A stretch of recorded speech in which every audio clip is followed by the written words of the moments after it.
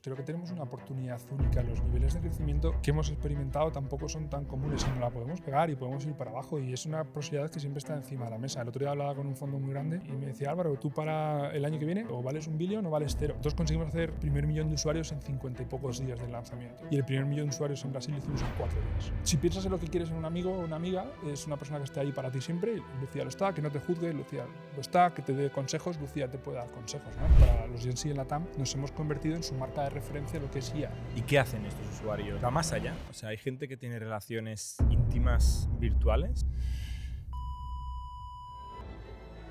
¿Cuántos usuarios tiene Lucía? A día de hoy en total ha habido como 55 o 60 millones de usuarios en algún momento en el tiempo, y en MIUs estamos en torno a los 10 o 11 millones. ¿Cuánto facturáis con estos usuarios? Bienvenido a las historias de Startups de ITNIC. Bienvenidos una semana más al podcast de ITNIC. Hoy estamos con Álvaro Iges. ¿Qué tal, Álvaro? Muy bien, muchas gracias. Álvaro es fundador y CEO de Lucía. Correcto. Cuéntanos qué es Lucía para los 4 gatos que no lo sepan. Lucía es un asistente personal que ayuda a día de hoy a varios millones de personas todos los días, sobre todo jóvenes en Latinoamérica, a tener un mejor día a día. Y esto va desde hacer los deberes, las tareas, aprender nuevos temas, o incluso cuando están aburridos o no tienen nadie con quien charlar, tener una conversación amistosa o casual con Lucía. Yo cuando descubrí Lucía a través de Endeavor, que de hecho también nos conocemos a través de Endeavor, ¿no? Ambos formamos parte, entendí que era, de manera un poco bruta, un bot de WhatsApp con, en su momento, OpenAI, con ChatGPT por detrás. ¿Qué sigue siendo cierto de esto y cómo ha evolucionado el producto de Lucía? Lo que sigue siendo cierto es, nosotros cuando lanzamos el año pasado, hace casi ya 2 años, teníamos el insight que teníamos, o la apuesta que teníamos, era que la IA iba a cambiar todo y que la accesibilidad iba a ser súper importante, ¿no? Vale. Entonces, de momento es fácil estar de acuerdo. La IA lo va a cambiar todo y la experiencia de usuario, la accesibilidad, es clave. Lo que por aquel entonces era un poco más, o llevó un poco más de discusión, era la idea de la tecnología que estuviera por debajo se iba a comoditizar, y la gente lo que le importaba realmente era la experiencia de usuario, ¿no? Vale. Entonces eso fue un poco nuestro insight, y nosotros lanzamos con esa idea, y con esa idea lanzamos la primerísima versión que se llamó Chatify, el ChatGPT que tu madre sabe usar. Y literalmente se la mandé a mi madre, y mi madre la volvió viral en el hospital. Y esa esencia, aunque a día de hoy hemos pasado de estar en WhatsApp y a estar en era nuestra WhatsApp propia eso ya. Correcto. Chatify era WhatsApp. La primera versión era una conexión en WhatsApp, y esa esencia se mantiene a día de hoy. A pesar de eso, pues decidimos, siguiendo manteniendo esta filosofía de hacerlo lo más accesible posible, mover la experiencia de nuestra aplicación, porque en la aplicación podríamos controlar más nuestro destino, podríamos dar una mejor experiencia de usuario y sobre todo customizarlo para nuestros usuarios iniciales. Entonces esa esencia de accesibilidad sigue estando a día de hoy. Ya no somos solamente ChatGPT, usamos otros muchos modelos, y hay un montón de infraestructura de lógica que podemos hablar sobre ella, de cómo hacer, pues eso, que aunque el usuario no le importe qué es lo que está por detrás, le puedas dar un mejor servicio. Entonces, estáis ahora en proceso de migrar hacia una app propia. Eso ya está hecho. Empezamos en enero de este año, experimentando en los países más pequeños que teníamos. Fue un proceso complicado y una decisión complicada, ¿no? Porque al final WhatsApp era una plataforma, o es una plataforma muy buena, con mucha distribución, muy fácil de conseguir usuarios, y en la app tienes más fricción, ¿no? Entonces empezamos experimentando con los países pequeños que teníamos, consiguiendo ratios de migración que estaban bien, pero tampoco eran espectaculares, 5 o 10%. Y después de mucho experimentación… ¿5 o 10% de todos los usuarios registrados o de los activos? De los activos el último mes. Que no era una mala métrica, pero no estábamos súper contentos, y después de mucha experimentación, cuando ya empezamos a cerrar los grandes, llegamos a porcentajes por encima del 50%. Y ese proceso ya está completado. Ha habido un cambio, de hecho… Pero sigue vivo WhatsApp. Yo lo he usado bajando hacia aquí. Sí, lo teníamos cerrado en todos los países, pero hubo un cambio en el pricing de la API de WhatsApp hace un mes, que lo volvió a hacer gratuito, lo hizo gratuito por primera vez. Vale, o sea, os estaba costando dinero. No estaba costando mucho dinero, y decidimos que estábamos mejor sirviendo a nuestros usuarios y cumpliendo esa misión de ser una IA súper accesible si podíamos estar en los 2 canales, pero la app sigue siendo nuestra prioridad porque tenemos mejor experiencia de usuario. Y hoy en día, seguramente la aplicación de AI más popular es ChatGPT. ¿Con diferencia? ¿Cómo cambia la experiencia de usuario entre Lucía y ChatGPT? ¿Qué ofrecéis diferente? Lo que ofrecemos diferente es que es una aplicación mucho más targeteada a nuestro segmento en concreto. Te lo he mencionado antes, gente joven en LATAM, Gen Z LATAM es como nuestro segmento, ¿no? Y este segmento... ¿Qué tiene de especial este segmento? Este Aparte del segmento, idioma. aparte, ¿Que habla español? aparte del idioma, que es español y portugués. portugués, que son nuestros dos mercados principales, es un segmento que le importa estar o tener contacto o cercanía con la marca, con la empresa. No les gustan las marcas frías, les gusta tener esa conexión personal. Entonces nosotros hicimos el producto diseñado para ellos. Es un producto... Tendría que matizar ciertas cosas. Nosotros lanzamos hipergenéricos, viendo un poco dónde teníamos tracción, viendo qué tipo de perfiles lo utilizaban, y una vez que detectamos nuestro segmento nos empezamos a segmentar en ellos, ¿no? Entonces lo que sí que vimos con el paso del tiempo es que la penetración en este segmento, esa cercanía, era lo que ellos valoraban. Llegó un momento en el que, en la primera fase, cuando estábamos en WhatsApp, un 50% de los Gen Z en Argentina conocían, usaban Lucía, lo cual, pues, dijo, ostras. Entonces tenemos ese first mover advantage en el que para ellos, para los Gen Z, para los Gen Z en la TAM, nos hemos convertido en su marca de referencia, lo que es IA. A ellos les da igual el modelo, les da igual... ¿Conocían estos usuarios ChatGPT? No. No necesariamente conocían ni siquiera ChatGPT. No. O sea, su descubrimiento de los Large Language Models y de la IA generativa de los últimos 2-3 años ha sido Lucía. Correcto. Nosotros empezamos... Al principio tuvimos una estrategia muy deliberada de cómo llegar a estos segmentos de forma muy rápida, ¿no? Sabíamos que no íbamos a poder competir en Estados Unidos. En Estados Unidos la cantidad de gente que ya conocía ChatGPT era mucho más alta. La cantidad de gente que ya usaba ChatGPT era mucho más alta.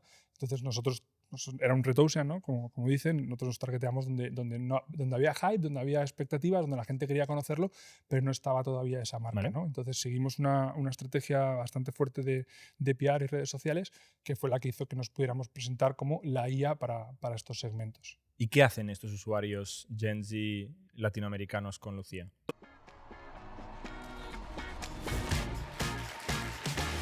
Bienvenidas y bienvenidos al People Facts, el evento que habla de lo que hay que hablar. ¿Y de qué hay que hablar? Pues de salud mental, de burnout en los equipos, de inteligencia artificial, de cómo escalar el negocio. Todo esto y muchísimo más está pasando hoy en el Spheric Barcelona.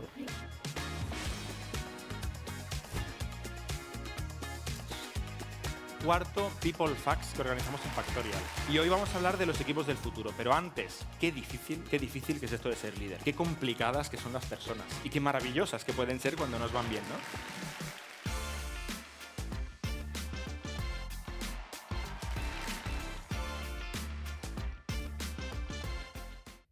¿Deberes, has dicho? Deberes, muchos. Vinod Khosla, que es uno de nuestros inversores, siempre lo define como education through cheating. Sabemos que muchos de ellos... El Rincón del Vago versión El Rincón del Vago moderna. versión IA, más o menos. Pero sí que es cierto que cuando hablas con ellos o tienes conversaciones más en profundidad, tal, la forma en la que Lucía es capaz de explicárselo, la forma en la que Lucía les ayuda a hacer cheating en algunos casos, sí que les ayuda a aprender también, ¿no? Lo han introducido como una herramienta más en su día a día de aprendizaje, ¿no? Tú decías antes, ¿por qué este segmento es especial? Este segmento también es especial porque son early adopters para muchas cosas y están muy dispuestos a descubrir, a aprender nuevos casos de uso, que no pasa en otros segmentos. Mucha gente ha ¿Por tenido la geografía experiencia... o por edad, quieres decir?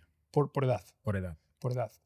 Nos ha pasado en otros segmentos y ha pasado a todos los que estamos en este espacio de Conversational AI que la gente llega, su mental model es Siri, su mental model es Alexa, Que no son son muy referencias útiles. ni son buenas, le hacen 2 o 3 preguntas y dicen, wow, esto mola un montón, me responde como si fuera una persona, me responde de forma correcta, pero ahí se queda, no saben qué hacer con ello. Y una de las potencias que tiene nuestro segmento es que lo llevaron un paso más allá y lo fueron capaces de introducir en su día a día. Nosotros, ya hablamos de otros casos de uso, ¿no? pero hablando de educación en concreto, por ejemplo, tenemos un seasonality, una estacionalidad muy alta.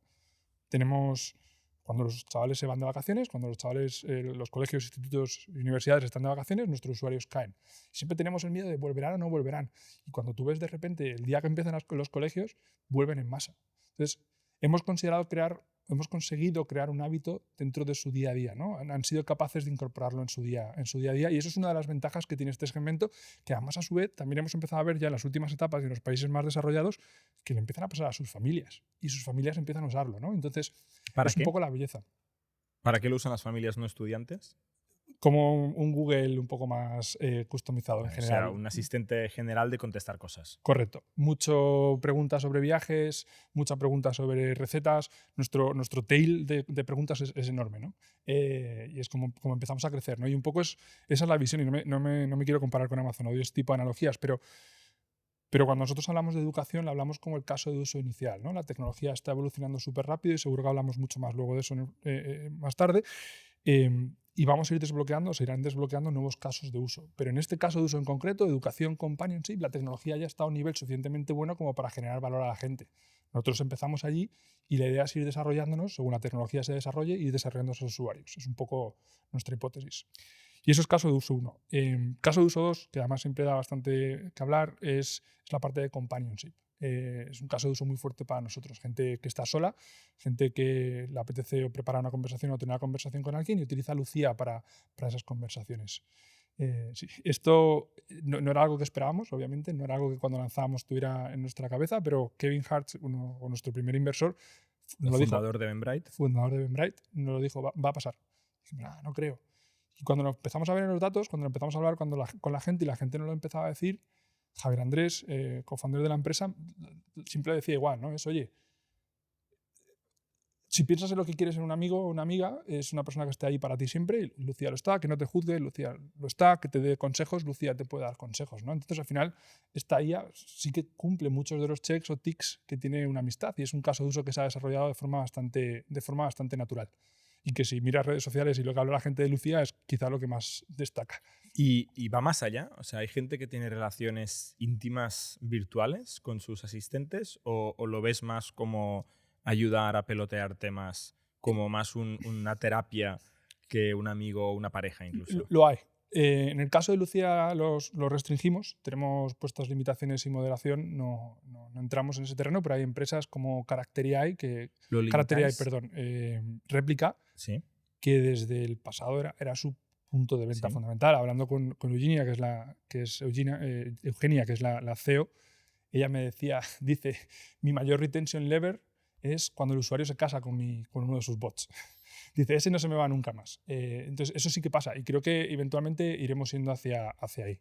Pero ahora has dicho que lo tenéis limitado. Lo tenemos, los usuarios pueden crear una relación con Lucía, pero Lucía no va a hacer engaging, no va a entrar en ciertos tópicos. O sea, a la hora de configurar los prompts en los modelos que usáis por detrás, correcto, le dais como un poco de no te pases de intimidad. ¿No? Correcto. Tenemos ciertos guardrails en cuanto a topics que no puede entrar, no debería entrar.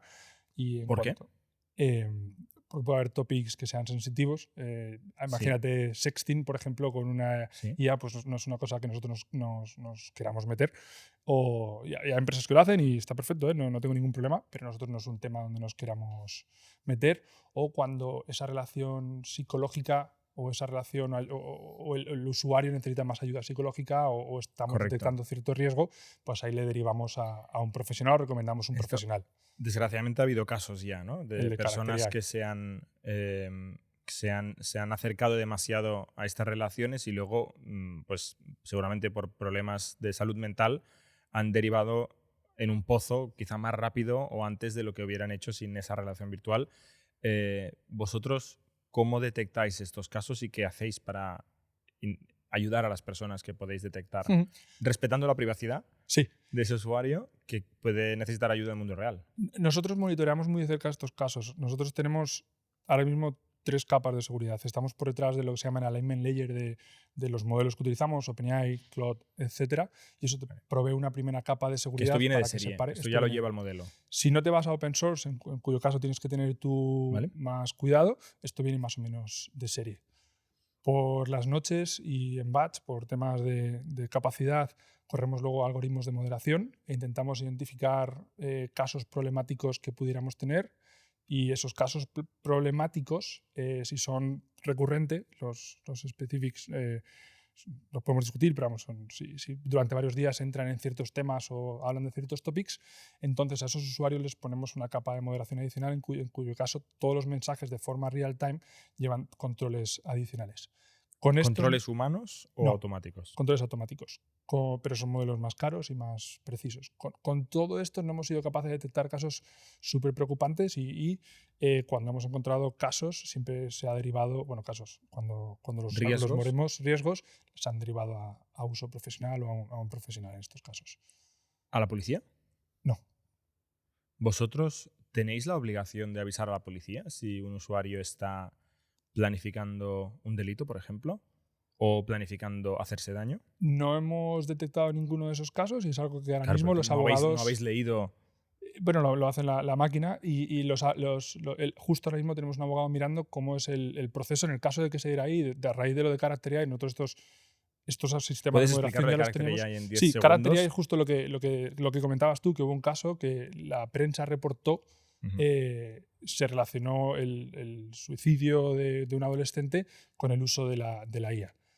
¿Cuál es de causal es la relación? No lo sé, no tenemos los datos en concreto, pero bueno, a raíz de eso dijimos, bueno, vamos a mirar más en nuestros sistemas, vamos a mirar más cómo podemos mejorar y estamos preparando los planes en caso de que alguno de estos eventos nos surgiera cómo responder de forma correcta teniendo en cuenta privacidad, la salud de la persona y los riesgos que esto pudiera tener también para la empresa. Vale. ¿Y veis más casos de uso? Has hablado de estudios, companionship, ¿no? Compañía. Estudios es súper global, o sea, Sí. tienes matemáticas, idiomas, Ujú. tomar notas, resúmenes y todo eso. Luego tenemos un montón de casos ya más tail, que son más esporádicos. Viajes es un tema bastante gordo. ¿Lucía está conectado a Internet? O sea, Para- ¿yo puedo ver el precio de un avión a Mallorca ahora? Tenemos Lucía tenemos diferentes personalidades y una de las personalidades sí que tiene acceso. ¿Qué significa diferentes personalidades? Correcto. Nosotros tenemos dentro de la aplicación Lucía y luego Lucía tiene lo que llamamos caracteres o sus Vale. amigas de Lucía, que son Vale. personalidades que tienen tanto herramientas como system prompts diferentes Vale. para hacerte más útiles en cosas en concreto. Y una de ellas sí que tiene acceso a información en tiempo real, aunque es algo que tenemos que trabajar más.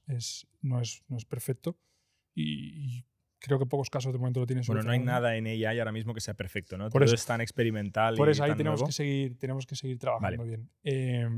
Pero bueno, es una de las cosas que la gente sí que lo utiliza. Guía de viajes, nosotros estábamos, lo hablaba antes en FED hace un par de semanas, sacas una foto a una cosa de FED, le mandas, le pides una historia, te lo cuenta.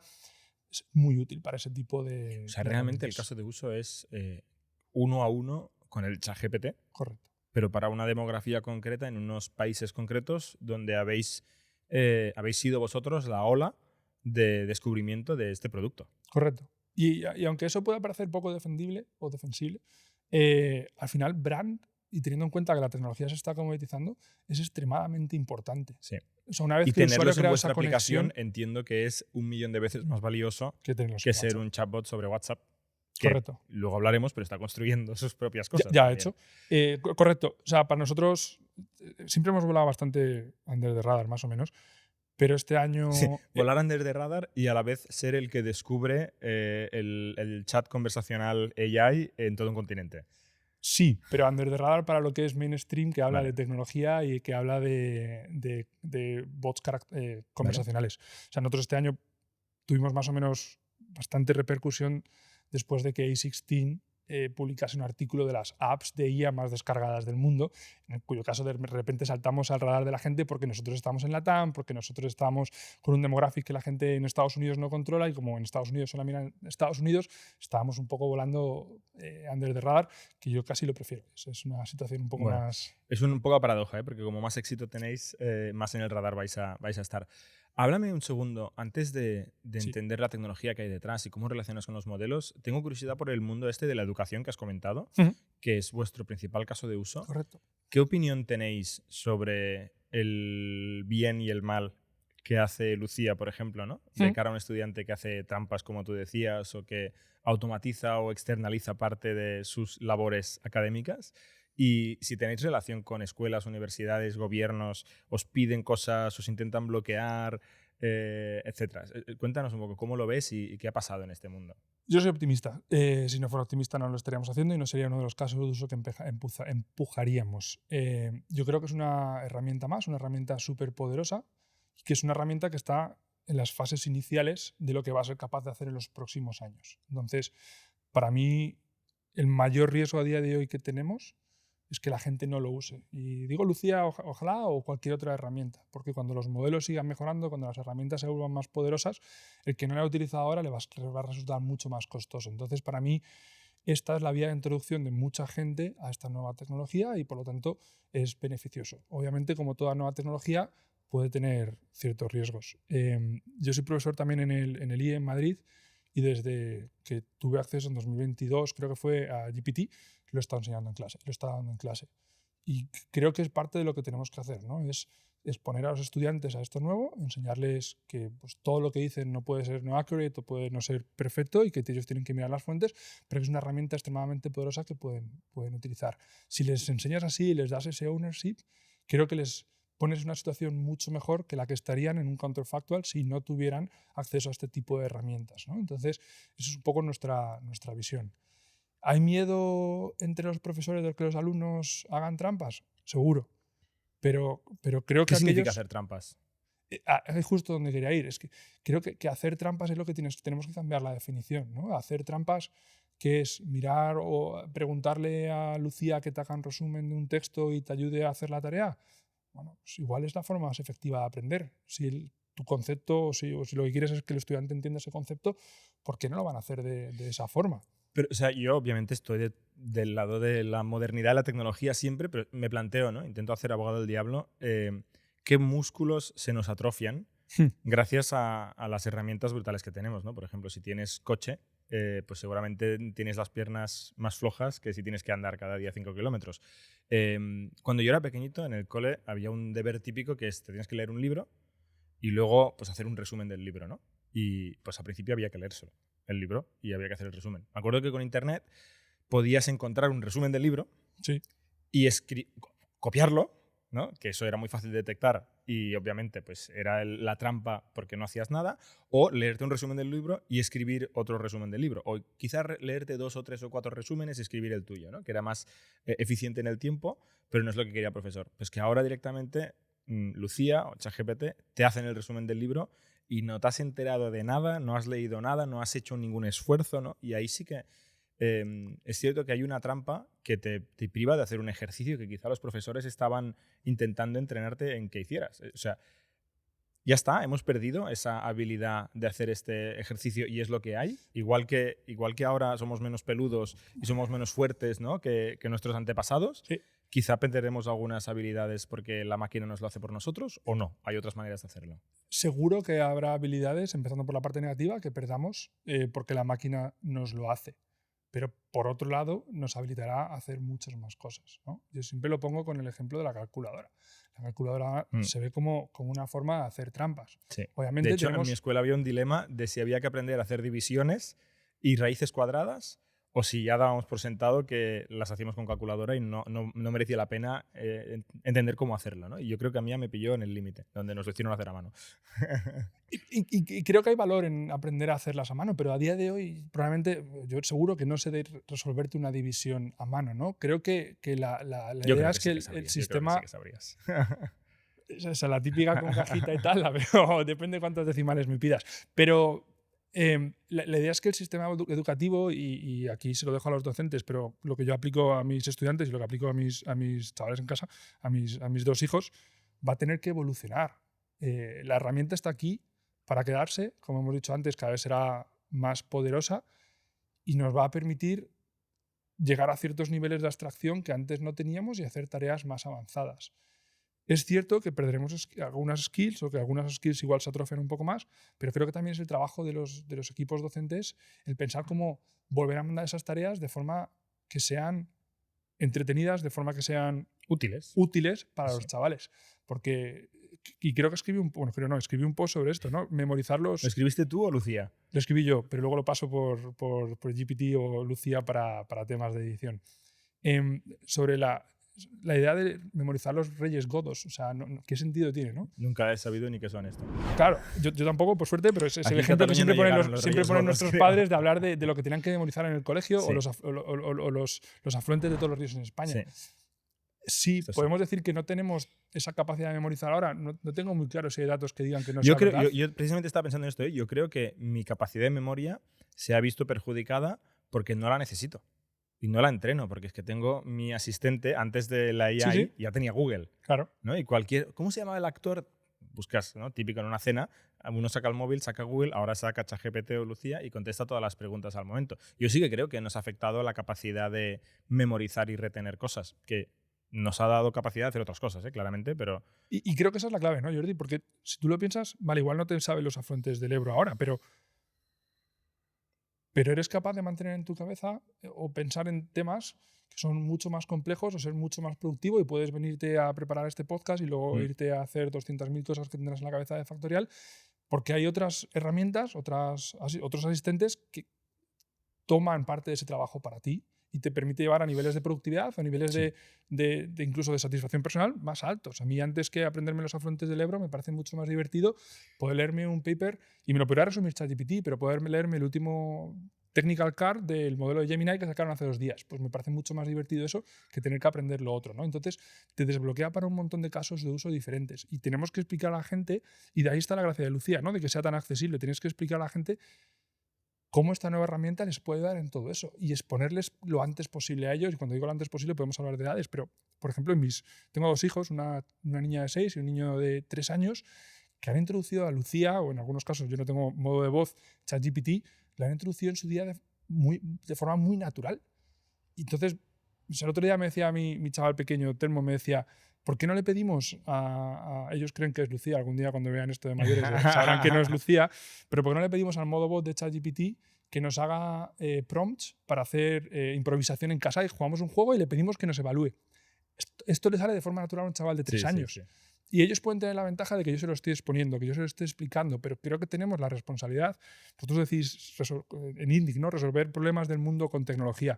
Esto es una de las cosas donde tenemos la responsabilidad con tecnología de llevar a cuanto más gente posible a esta ola, porque si no se van a quedar detrás. Es muy poderosa esta ola. Totalmente. Y perfecto me digas esto, porque iba a hacerte un poco de reto con una cosa que habías dicho, ¿no? Vosotros llegáis y, digamos, hay un tsunami y os metéis delante del tsunami y arrasáis Latinoamérica con la adopción de esta tecnología y con esta responsabilidad de que la gente esté al frente de un cambio tecnológico, ¿no? Pero luego me dices, claro, estamos revolucionando la docencia, luego ya vendrán los docentes y ya descubrirán ellos cómo hay que hacerlo con este nuevo mundo. ¿No sientes también un poco de responsabilidad en ayudar a pensar cómo es esta docencia después de disruptirla o a la vez que la disruptís? Porque si no es un poco, oye, yo me lo cargo y ya vendrá otro a reconstruir. A la vez es la palabra correcta. A la vez. Yo lo hago con las clases que yo doy en la universidad. Creo que es algo que tenemos que empujar y en el IE es algo que yo empujo mucho. Me gustaría hacerlo más en la TAM. Hemos intentado, pero antes hablabas de... ¿Os han intentado parar los profesores?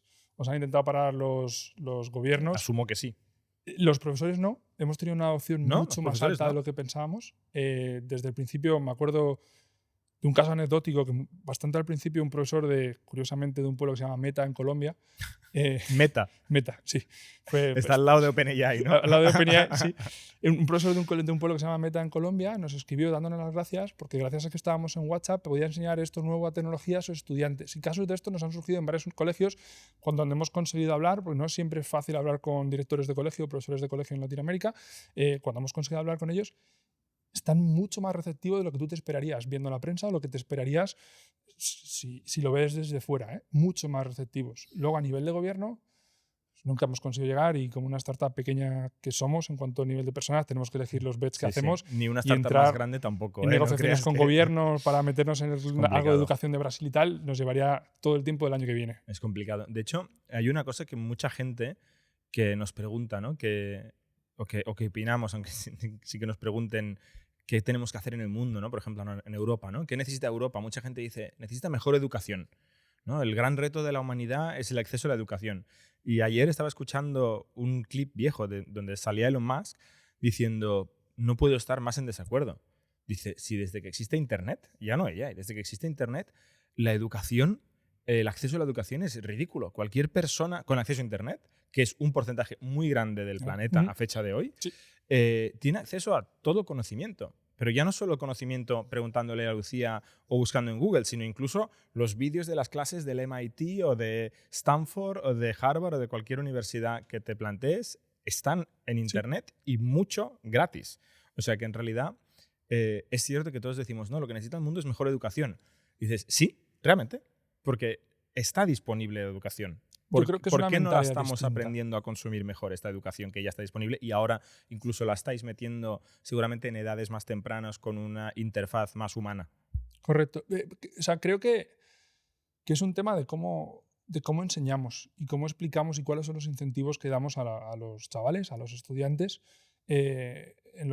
porque la información está ahí, los cursos están ahí, pero ¿cuánta gente termina los MOOCs, ¿no? Los cursos estos online? Muy poca gente. El porcentaje que los termina suelen ser bajos, porque los pero empiezas... terminar es lo importante. No, pero es un reflejo también yo de no que tengo el título de la universidad, por ejemplo, y hice todo la ingeniería informática, pero es que el título no me servía de nada. Yo cuando ya había aprendido... No, pero tomo ya he terminar, aprendido. estando 100% de acuerdo ahí, lo que tomo es la definición de terminar como, oye, la gente stick to un plan la perseverancia, la perseverancia y la de continuidad. estudiar. Correcto. Yo creo que si hacemos las cosas de forma que sean interesantes, hacemos las cosas de forma que sean curiosas y estas nuevas herramientas te habilitan específicamente eso, entonces no solamente será un tema de acceso, será también un tema de interfaces, será un tema también de personalización. Y generando ese interés, generando ese engagement del estudiante, yo creo que podemos llegar muy lejos. Te vuelvo a poner un ejemplo de mi casa, ¿no? Mi hija, pues 6 años.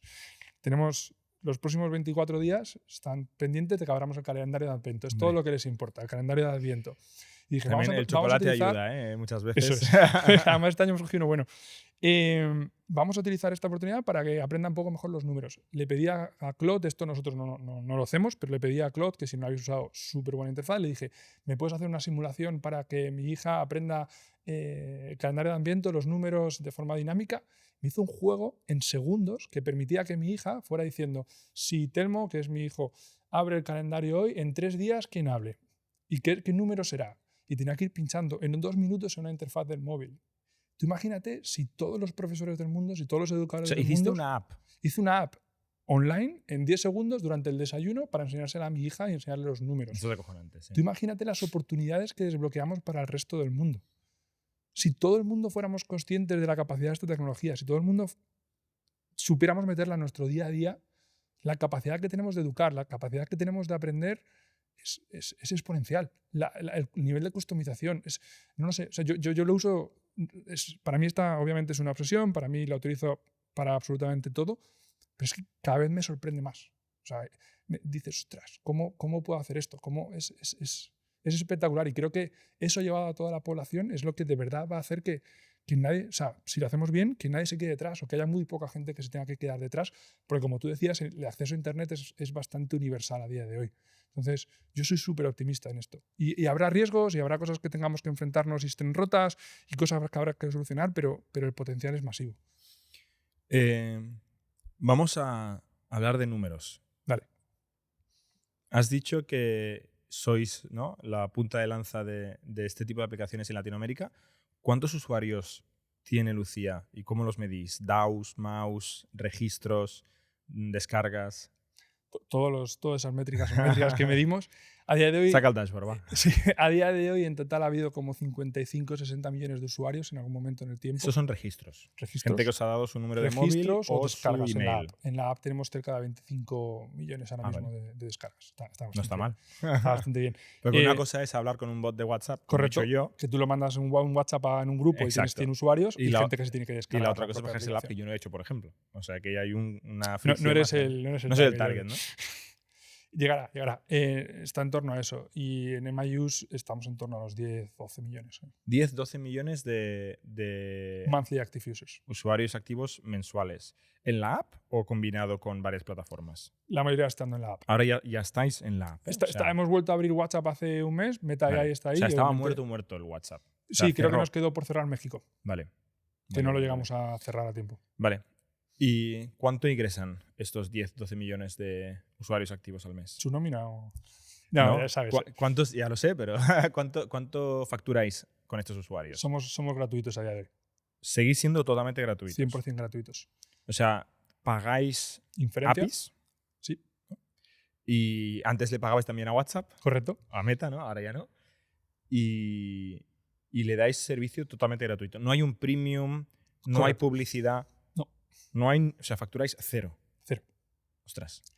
Y un poco aquí el pensamiento. O sea, nosotros cuando lanzamos y vimos la atracción inicial que teníamos, cuando lanzamos no teníamos muy claro, uno, si íbamos a traccionar. Éramos optimistas, pero no lo sabíamos.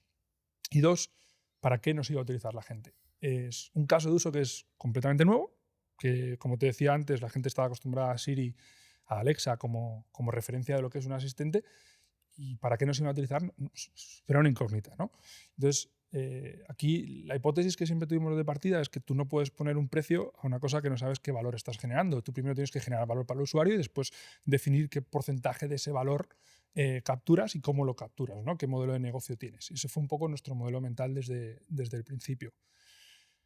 Con esa historia fuimos, levantamos dinero, porque obviamente si queríamos hacer eso necesitábamos tener... Claro, porque los salarios alguien los tiene que pagar. Correcto. Y las APIs y tal, alguien lo tiene que pagar. Conseguimos levantar dinero de fondos americanos, y estos fondos americanos están muy acostumbrados a esta visión, ¿no? De tú eres una empresa de consumer, genera valor para el usuario, crece con los usuarios y la monetización ya se verá en el futuro.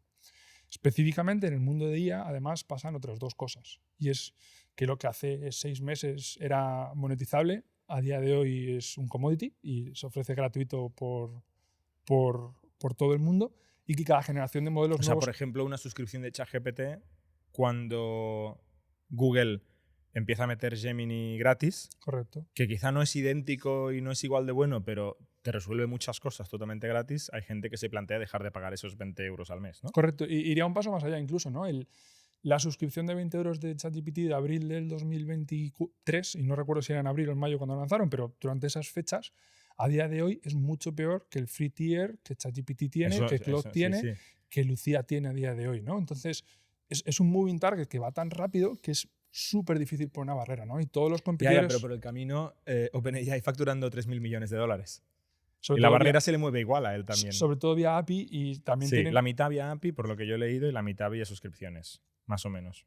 Correcto. Y también tienen no sé cuántos billions en funding para gastarse en Sí. hacer un servicio... Billions, de aquí poco trillions, ya al ritmo que van. Pero sí. de hacer un servicio mucho más Sí. premium de lo que nosotros nos podemos permitir, ¿no? Nosotros, o sea, hablaremos un poco luego, pero nosotros una de las cosas que hemos hecho desde el principio es ser bastante inteligentes en qué es lo que sacamos a producción y qué es lo que no sacamos a producción. Y muchas veces se nos ha tachado de sois un wrapper y no tenéis ningún tipo de IA por encima y no sé qué tal.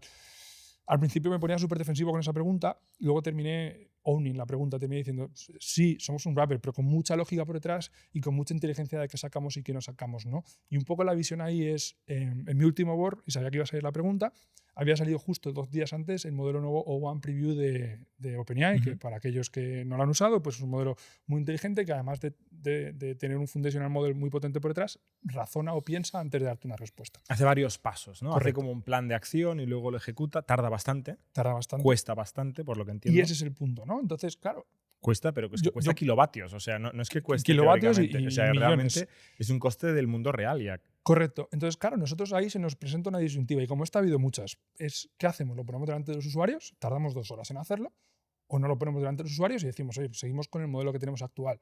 Tú miras la complejidad de las queries que nuestros usuarios nos hacen y ves, comparas el performance de ambos modelos y no tiene ninguna aportación. Para explicarte quiénes eran los Reyes Godos, no hace me falta. hace falta tener un One Preview, ¿no? Y eso es un poco el modelo que hemos seguido hasta entonces. Entonces, sí, OpenAI tiene su suscripción de pago, también hace catering a un tipo de usuarios y un tipo de preguntas que son distintos a las nuestras. Sí, muy B2B, muy profesional. No B2B, sino a profesionales, ¿no? Mucha Correcto. gente utiliza ChatGPT para el trabajo. Entonces, ahí, ¿a quién no le merece la pena 20 euros al mes si te ayuda a hacer un trabajo por el que cobras miles de euros al mes? Sobre todo si te lo paga la empresa.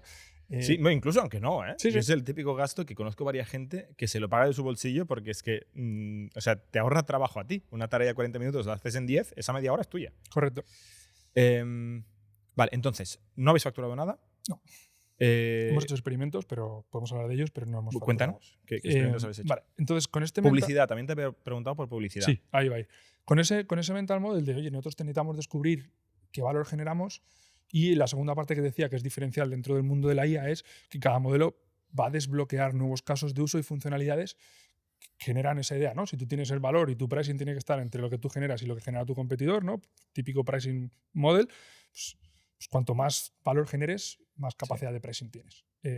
Hay que tener cuidado porque el competidor siempre hace catch up muy rápido, sobre todo en una industria donde se comoditiza, ¿no? Pero es un poco el pensamiento. Entonces nosotros dijimos... La frase de Jeff Bezos que dice, tu margen es mi oportunidad. Correcto. ¿no? Si te pasas de captar valor, alguien estará dispuesto a hacer el mismo esfuerzo por un poquito menos. Correcto, que eso, por ejemplo, en aplicaciones B2B con IA es un problema súper gordo, porque es al final una erosión de márgenes, porque tú eres Notion, sacas tus funcionalidades de IA y como hacer esa funcionalidad es relativamente fácil, Es trivial. no quitándole... En el caso de Notion, lo que hicieron al principio, $10 por usuario al mes. Correcto. Llega Coda, te saca lo mismo y entonces entras en una competición de márgenes y lo que tienes es un coste por usuario añadido todos los meses que no tienes capacidad de pricing para hacerlo. Y esa carrera pasa y pasa también en consumer, ¿no? Y era un poco nuestro modelo mental. Nosotros sacábamos una cosa, llegaba Mustafa Sulima, CEO de Inflection, y sacaba lo mismo. Lo sacaban ellos, nosotros lo comoditizábamos. Hemos estado haciendo eso desde el principio para todo el mundo. Que este señor ahora es el jefe de IA de Microsoft. Correcto. Y Inflection AI... bueno, es medio desapareció, ¿no? Medio con desapareció. esa Ahora han hecho un compra. pivot a B2B. Sí, no creo que compren. Fue una operación un poco rara, sí. Correcto. O sea, yo creo que no les compraron porque no les iban a dejar comprarles y hicieron un acuerdo de Inflection. licenciamiento de 600 millones. Sí. Sí.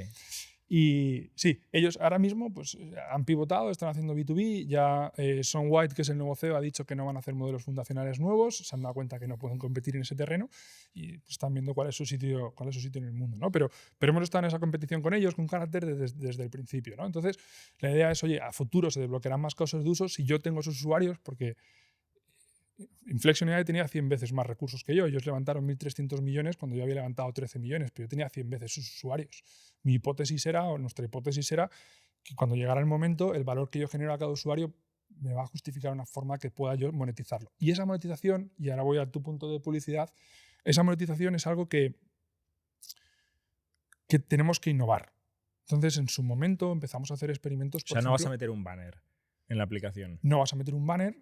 Y creo que poner un paywall específicamente para consumer y teniendo en cuenta cómo se está moviendo la competencia, Meta AI, Google. ¿Qué quieres decir cuando dices un paywall? Poner un paywall es poner ciertas funcionalidades, límites, mejores modelos. Una versión pro de pago.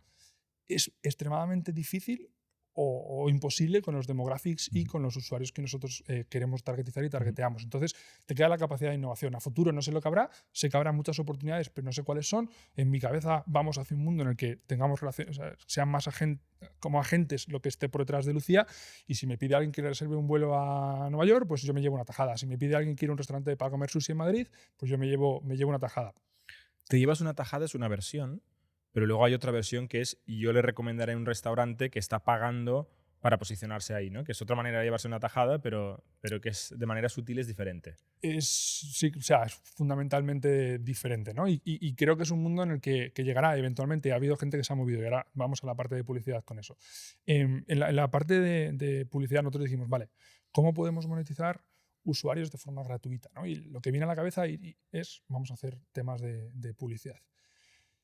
Esto es algo que desarrollamos en enero de este año como prueba de concepto y que funcionaba extremadamente bien. Nosotros sabemos que tenemos un porcentaje significativo de las queries de usuario que son queries o prompts de usuarios que son queries con intent comercial. Intent comercial es lo que tú pones cuando vas a buscar a Google y te quieres comprar unas zapatillas nuevas de correr. Esas, tú puedes hacer una recomendación y añadir sponsor links, ¿vale? Entonces, estos fueron pruebas de conceptos que nosotros estuvimos corriendo en enero. Que a Google le ha ido muy bien. Que a Google le ha ido bastante bien. Nosotros esto lo implementamos, lo desarrollamos, probamos muchas cosas, somos súper cuantitativos en el sentido de tuvimos un cohort de usuarios al que le estuvimos haciendo esto en el 80% de los mensajes durante 3 meses para ver si les impactaba en retention, y los impactos en retention o quejas o PRR, que es la métrica que nosotros tenemos para ver si la gente está contenta o no. ¿Qué es esto? ¿PRR? PRR, perdón, es una métrica interna. ¿Qué es? Positive Response Rate. Le preguntamos thumbs up, vale, thumbs down en una conversación, ¿estás contento o no? Vale. No se veía impactado por la publicidad. Vale. Y probamos diferentes formatos, probamos tal. Cuando el más divertido desde un punto de vista técnico y problema, era decir cómo detecto el intent comercial de un usuario, cómo cambio eso, transformo eso en una query comercial y cómo le puedo poner los sponsor links en el contexto conversacional, no en un contexto de blue links de Google donde simplemente te sale eso, sino cómo lo hago de forma conversacional.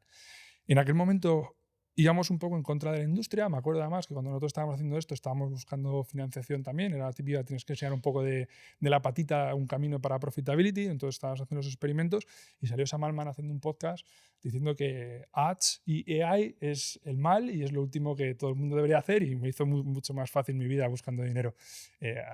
Porque tú dijiste lo contrario. Yo dije lo contrario. Yo creo que dije, o sea, la hipótesis de partida ahí era, oye, la IA es súper poderosa, la IA la tenemos que llevar a cuanto más gente posible, pero oye, tiene unos costes. ¿Cómo hacemos que esto se justifique? Bien hecho la publicidad no tiene por qué ser negativo.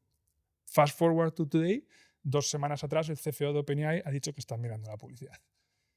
Perplexity, que es uno de los productos que más utilizo. Perplexity es un Google vitaminado con IA.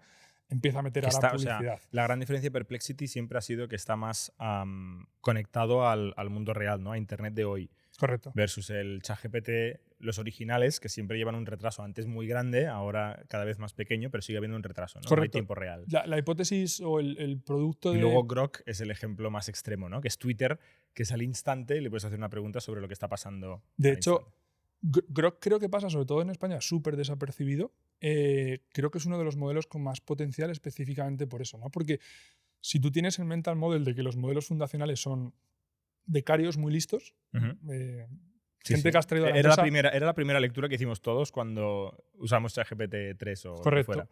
Si tú tienes un becario muy listo al que le puedes dar información muy relevante, ese becario muy listo es capaz de ir por la información y sacarte los insights más relevantes. Totalmente. Y quien tiene ese dataset a día de hoy es Elon con X o con Twitter, que claro, él lleva años trabajando en esto. Una de las primeras cosas que hizo fue limitar el acceso a los tweets al resto de competidores, porque esa información de real time es extremadamente valiosa. Más valiosa que el modelo.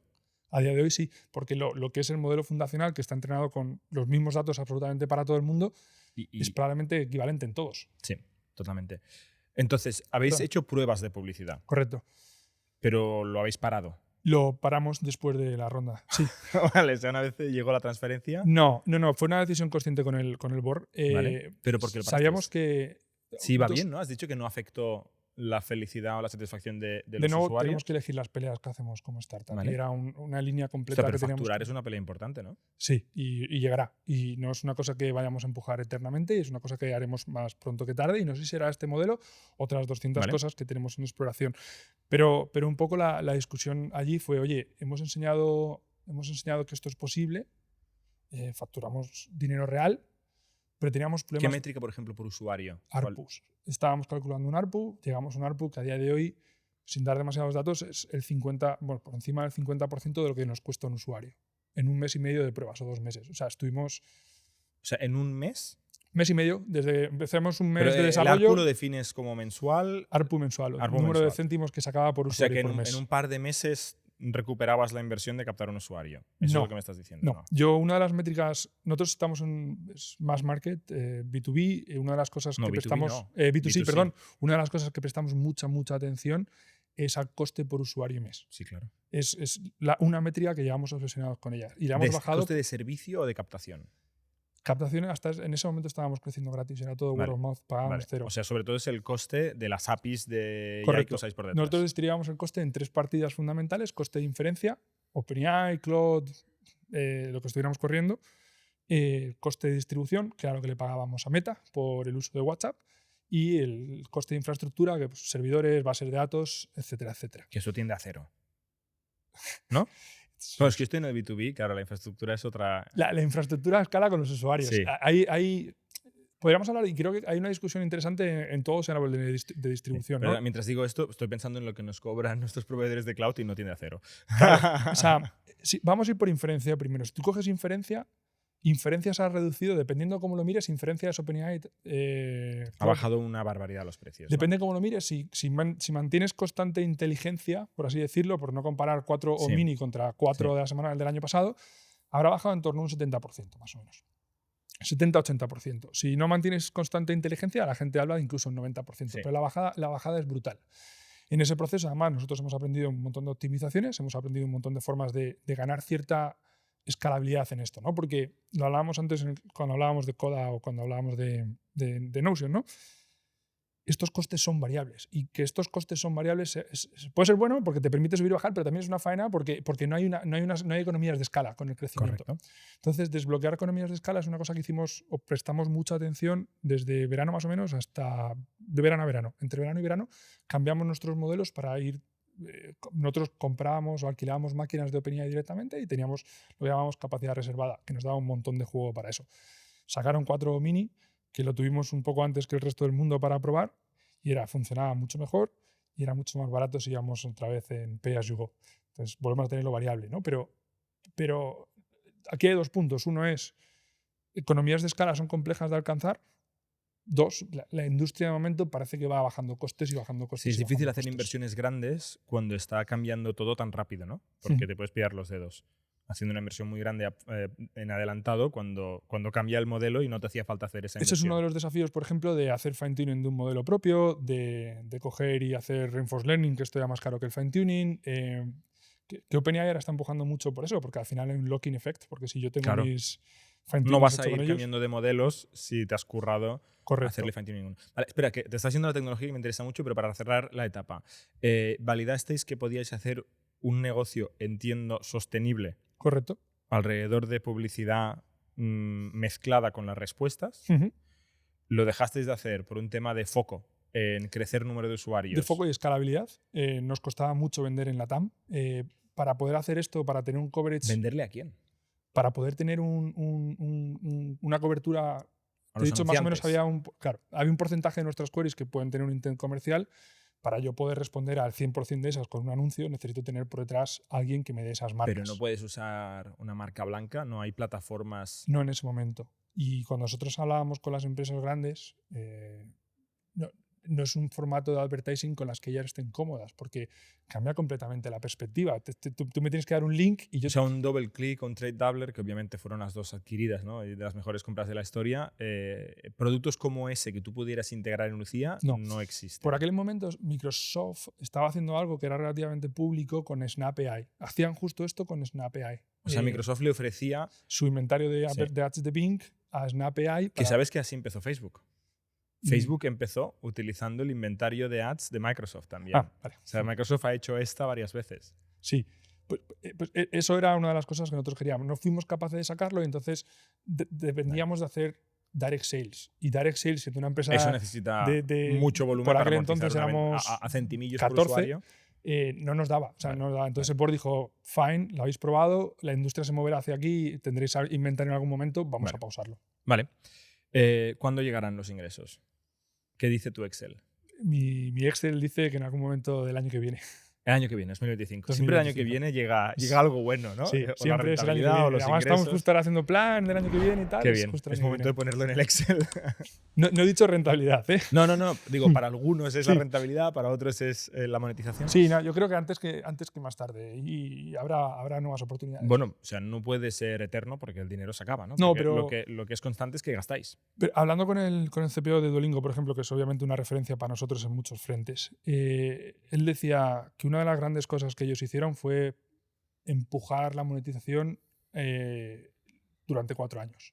O sea, retrasar la monetización, 4 años. Durante 4 años. Y el motivo que él me daba, y creo que resuena muy bien, es la idea de que estamos en consumer, vamos a sacar pocos céntimos por usuarios, pocos céntimos por usuarios por pocos usuarios es poco dinero, y de repente tu empresa lo que se valora ya no es por usuarios, se valora por múltiplos de revenue y luego múltiplos de EBITDA y luego cash flow. Y entonces el foco se vuelve en rascar Totalmente. y pierdes el desarrollo del producto, ¿no? Entonces ellos dijeron, nosotros esperamos a que tuviéramos pocos céntimos por muchos millones de usuarios y esos pocos céntimos eran suficientes como para satisfacer las necesidades. Esto que estás, o sea, no sé cómo se dice en español, pero el survivorship bias, ¿no? ¿Cómo es bias en español? Sesgo. Sesgo. El sesgo, gracias. El sesgo del superviviente te dice esto, claro, Duolingo ha ido bien. Pero y muchos han ido mal. ¿Cuántos Duolingos han retrasado la monetización y no están aquí para contarlo, ¿no? Y seguramente el que ha adelantado la monetización no ha llegado a lo lejos que ha llegado Duolingo, pero está vivo facturando y quizá les va muy bien. Y esto es muy Silicon Valley, ¿no? Sí. Es esa mentalidad de go big or go home, ¿no? O sea, ves a ser el número 1 o muere luchando. Vosotros claramente habéis decidido que es vuestro camino. A día de hoy sí. Y vuestro cap table, vuestros inversores, que luego me hablarás más, pero son 100% ese perfil. A día de hoy sí. Bueno, a día de hoy es difícil deshacer esto, ¿eh? Es difícil deshacer esto, pero bueno, si empiezas el año que viene, empiezas el año que viene, ¿no?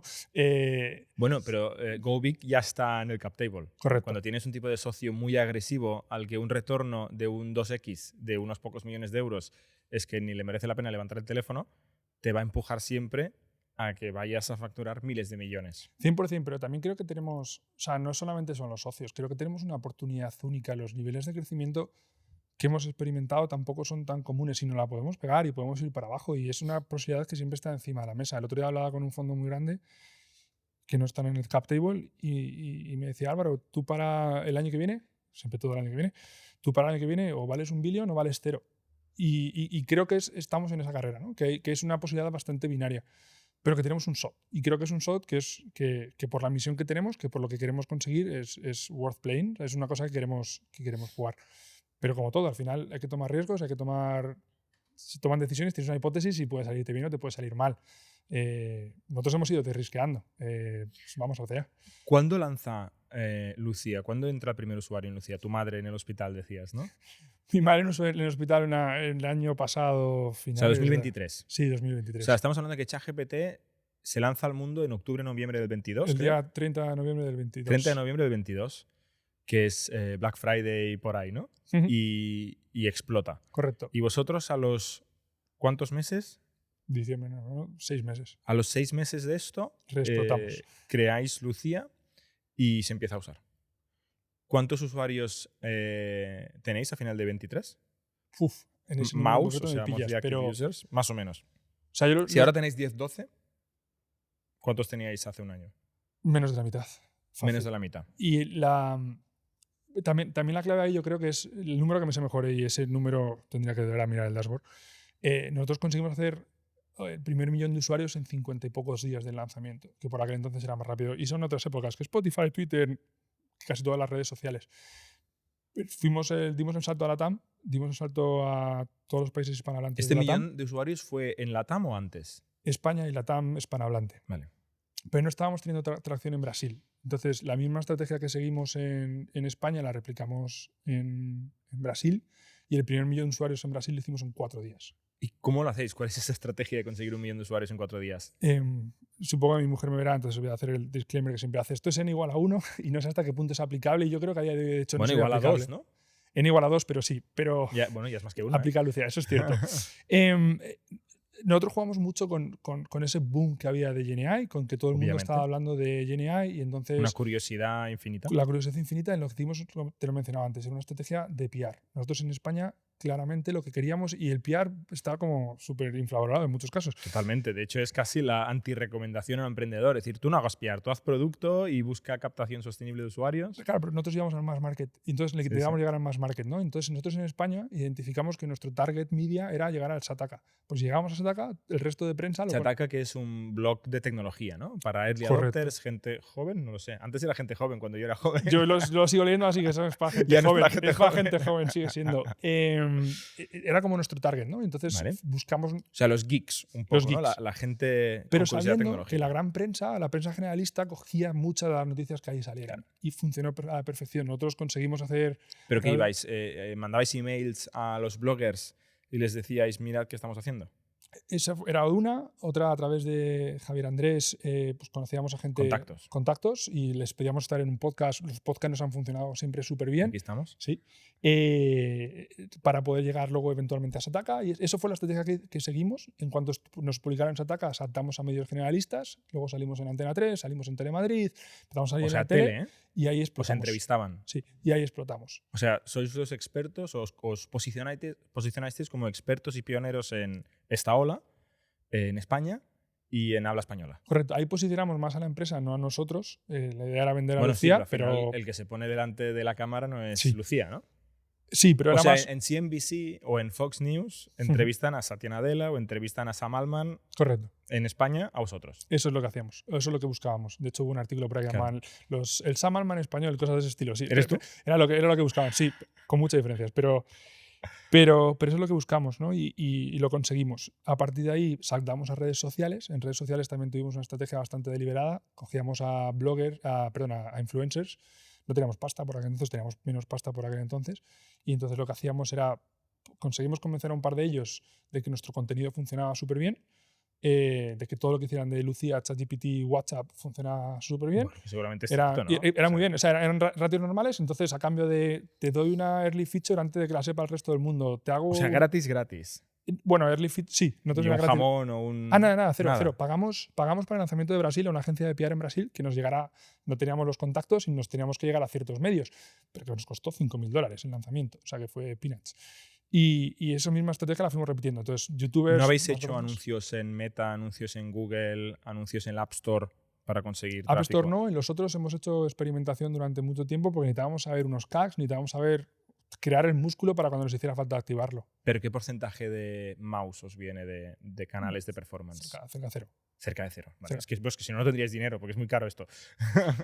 Hemos hecho en el pasado, pero eran Pero pruebas, y es muy caro. eran pruebas, sí, pero eran pruebas de conceptos súper pequeñas que nos valían para pues, aprender, saber los CACs, y generar el músculo para cuando nos toque hacerlo, que eventualmente probablemente hagamos. Vamos a hablar un poco del ecosistema de AI. Y ahí tú hablas, si quieres, de la tecnología y los modelos o de las plataformas y los ecosistemas. Vale. Pero a mí me genera la curiosidad máxima cuando pienso sobre Lucía, Meta AI, que lo tiene todo, ¿no? Meta, la empresa detrás de Facebook, Sí. que tiene las redes sociales con más número de usuarios del mundo. Seguramente hay ahí con TikTok, pero tiene Instagram, tiene Facebook para la gente un poco más mayor, tiene WhatsApp para las economías emergentes, o sea, lo tiene todo. Y tiene su propio modelo, que es open source, y que es competitivo 100% con los grandes modelos. Y tiene un producto que no está disponible en Europa, y yo no lo he podido probar con mis propias manos, que es Meta AI, que básicamente es un bot.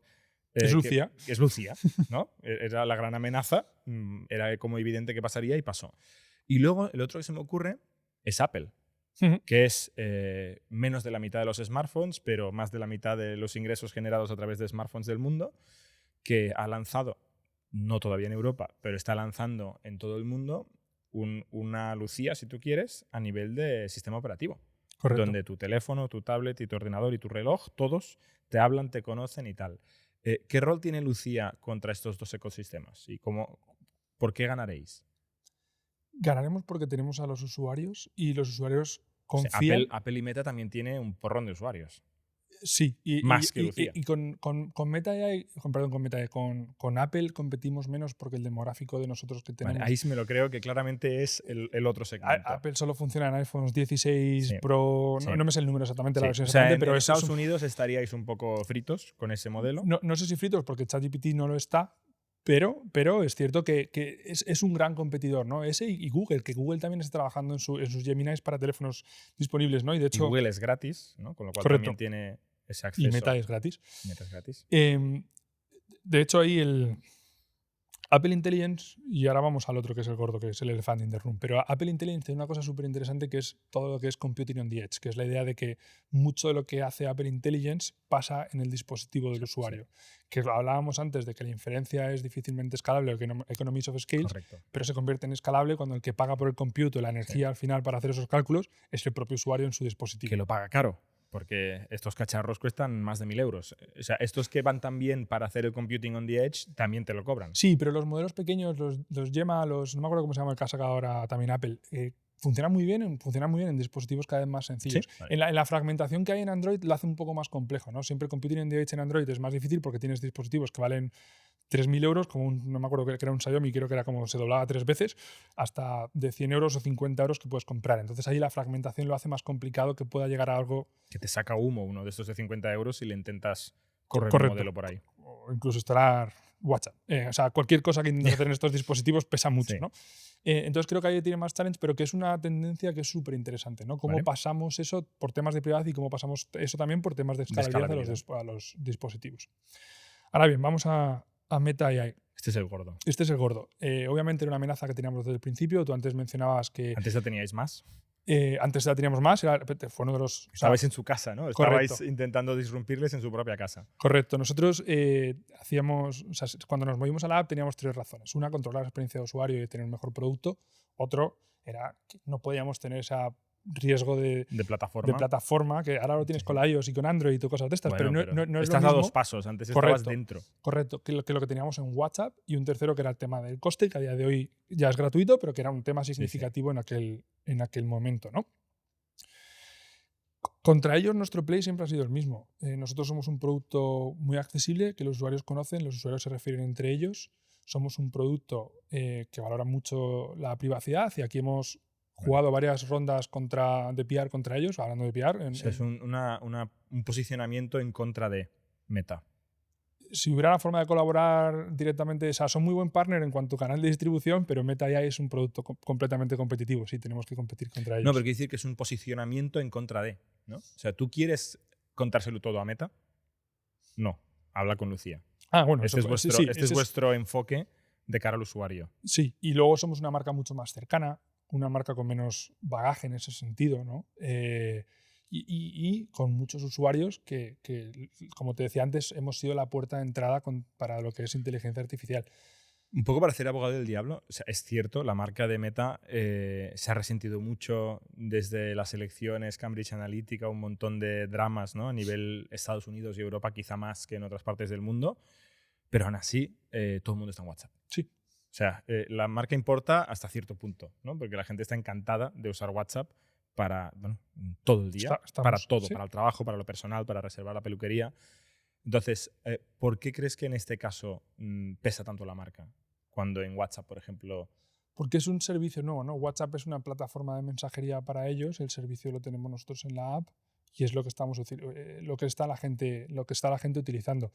Y creo que a veces es difícil, ¿no? Y es obviamente una jugada arriesgada, ¿no? Pero a veces es difícil ver la importancia que tiene la marca, ¿no? El otro día hablaba con Enrique Linares, que fue el CEO o el fundador de Let's Go. Él me lo decía, dice, los países donde él compitió también, y él está en nuestro board, los países en los que compitió Facebook clasificados contra Let's Go, los países donde Let's Go ganó, son los países donde Let's Go era suficientemente grande y tenía suficientemente marca como para que la gente no quisiera hacer ese cambio, ¿no? Si tú piensas en Facebook clasificados ahora mismo en España, si piensas en vender algo de segunda mano, no piensas, ¿no? Es Wallapop, sí. La gente va directo ahí, ¿no? Entonces el poder de la marca es más difícil de explicar, es más difícil de defender, pero una vez que tú generas esa conexión emocional con los usuarios siguen volviéndote a ti. Entonces, no es evidente que se generan verbos, ¿no? Y por los números de usuario que tenéis y el crecimiento, seguramente hay comunidades grandes donde es difícil cambiar esto. Igual que aquí pienso es difícil quitar a ChatGPT de muchas partes del planeta o de la sociedad, en otras seguramente será difícil echar a Lucía. O costará mucho dinero y mucho tiempo. Y por el camino vosotros no estaréis quietos, ¿no? Correcto. Idealmente. Y en cuanto a tecnología, porque claro, vosotros estabais utilizando y estáis utilizando la distribución de Meta, por lo que has dicho, pero también estáis utilizando modelos de OpenAI y de Meta, entiendo, entre otros. Llama también, sí. Cuando a la vez competís contra ChatGPT y contra Meta AI en algunos mercados. No hay problema tampoco por eso, ¿no? Al final ellos son distribuidores, ¿no? Eso suponía un riesgo mayor para la empresa al principio. Cuando el fin de semana que echaron a Sam Altman hace un año, fue un fin de semana muy intenso para nosotros porque no había tantas opciones en el mercado que nos permitieran dar inferencia con la escala que tenemos a día de hoy. O sea, si se caía ChatGPT tenías un problema. Teníamos un problema gordo. Sobre todo por temas de capacidad. OpenAI ha sido muy buen partner con nosotros desde el principio, dándonos capacidad que no había en ningún otro sitio. ¿Cuál es lo máximo que le habéis llegado a pagar a OpenAI en un mes? Bastante, pero no hemos pagado más a Mark Zuckerberg. ¿1 millón de euros? No hemos llegado a tanto. ¿En un mes? No hemos llegado a tanto, no. Pero más de 100.000. Sí. ¿Y a Zuckerberg le habéis pagado más por WhatsApp o por la distribución? Por WhatsApp, que es distribución. Por WhatsApp, ¿eh? Sí. O sea, cada nueva conversación, cuando yo le hablé por primera vez a Lucía, a vosotros os costó esto 50 céntimos. No. La forma en que el pricing hacía Meta dentro de su WhatsApp Business API es por usuario y día. O sea, cada vez que yo hablaba... Correcto, cada 24 horas. Efectivamente. ¿Y qué cuesta esto? ¿10 céntimos? ¿1 céntimo? Cambiaba mucho por Pero país. va por ahí, ¿no? Sí, 3 céntimos. La media teníamos más o menos era 3 céntimos. O sea, que no es aquello de muchos ceros. No. Claro, pero cuando tienes muchos usuarios... No. Me parece mucho 3 céntimos cada 24 horas por cada usuario. Aquí, o sea, un poco la razón histórica por lo que esto era así es que cuando sale WhatsApp Business API, sale como una API para hacer customer support. Claro. Y el incentivo que Meta pone es, oye, cuanto antes tú cierres el caso, mejor experiencia de usuario das, que es lo que ellos quieren. Y no me los spamees. Claro. Entonces, o sea, ves al grano. Nosotros utilizamos ahí ese resquicio para meternos Pero y no ahora, era para chatbots conversacionales. Correcto. Y ahora es la corrección que han hecho con su pricing. Han dicho, ahora, oye, lo que es un chatbot conversacional, lo que se llama User Initiated Conversations, esto es el usuario te escribe a ti primero, es gratuito. Si el usuario quiere perder su tiempo, que lo pierda. Correcto. Entonces ese es el cambio que ha Pero habido. no lo puedes spamear. Pero no le puedes spamear. Eso se llama templates y esos se pagan bastante caros. Sí. Que ese sí que es muy transaccional. Normalmente se va a vender algo ahí. Hay de los dos tipos. Bueno, si tú eres, por ejemplo, Renfe y le quieres mandar al usuario los billetes de tren, es uno que se llama de servicio, y si quieres hacer spam porque eres no sé si Zara lo hace, pero si eres Zara y quieres mandar ofertas de Black Friday, cualquier empresa que quiere ir a usuarios y le quiere avisar de un Black Friday, por ejemplo.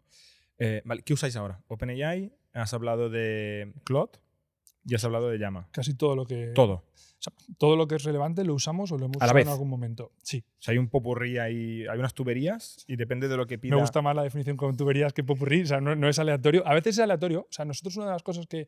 Bueno, es un poco caja negra el mundo en el que estáis. O sea, lo Correcto. que tenéis debajo es caja negra. Tú no sabes qué te va a decir un modelo. No, por en ese definición. sentido sí, es caja negra en ese sentido seguro. Nosotros empezamos un poco por necesidad a tener una plataforma muy, muy potente en cuanto a cómo distribuir cargas entre diferentes modelos y proveedores, porque no había capacidad en el mercado, crecíamos mucho. Y no sé si te acuerdas, hace un año o hace año y medio, que por las tardes OpenAI dejaba de funcionar, Sí. demasiado tráfico, se caía. Pues nosotros también lo sufríamos, ¿no?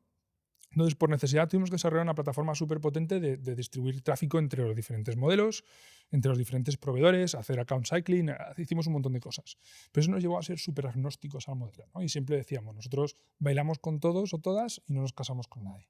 Y tenemos esa capacidad de Llama 3 sale el otro día o 3.3 sale el otro día y en horas lo tienes en producción y como tienes millones de usuarios, tienes una cosa muy bonita que es ser el performance real de cada uno de los modelos comparados unos con otros. Entonces puedo hacer optimizaciones de costes, puedo hacer optimizaciones de qué modelo pongo para qué tipo de preguntas, ¿no? Que es la gran caja o la gran parte de esa tubería que nosotros tenemos. Es, oye, yo identifico el intent del usuario, que es lo que me quiere preguntar, identifico la complejidad de la query y en función de eso optimizo si le llevo el tráfico a un 4 mini o le llevo el tráfico a un Llama pequeñito o mil otras cosas que podemos jugar por el medio, un prompt o otro prompt si quiero hacer matemáticas o no.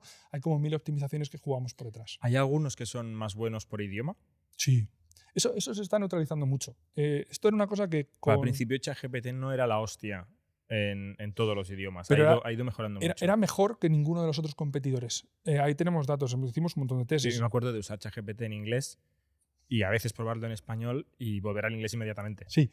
Han ido mejorando mucho. La calidad multilingüística de los idiomas ha mejorado con el paso del tiempo. ChatGPT fue bueno desde el principio, no era perfecto, pero era bueno para nuestros idiomas, español, inglés y portugués, o español, portugués, inglés, pero el resto de competidores no funcionaban. Nosotros poníamos, por ejemplo, las primeras versiones de Llama 2 a correr delante de usuarios, en español, en inglés y en portugués.